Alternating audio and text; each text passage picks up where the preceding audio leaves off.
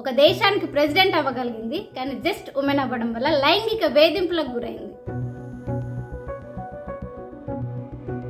Mexico ప్రెసిడెంటే నడి road మీద లైంగిక వేధింపులకు గురైతే ఇంకా మామూలు ప్రజల పరిస్థితి ఏంటి? క్లాడియా షీన్బామ్, మెక్సికో ప్రెసిడెంట్, మిచకాన్ అనే బహిరంగ ప్లేస్ లో పబ్లిక్ తో మాట్లాడుతుంటే వందల మంది చుట్టూన్నా కూడా వెనక నుండి ఒక అతను వచ్చి ఆమెను తాకుతూ అసభ్యంగా బిహేవ్ చేసింది.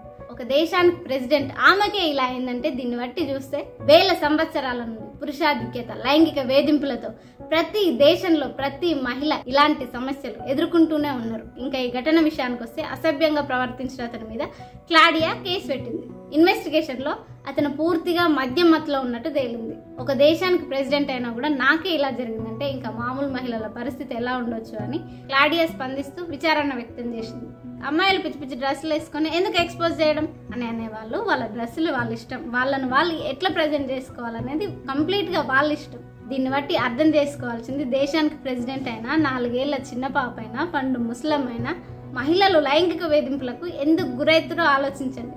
ఎన్ని చట్టాలు వచ్చినా ఆ చట్టాల్లో అవగాహన లేక మార్పులు నాకేం కనిపించట్లేదు. కానీ దీనికి పర్మనెంట్ సొల్యూషన్ ఏమన్నా మీకు అనిపిస్తే కమెంట్ చేయండి. More updates, do subscribe our channel.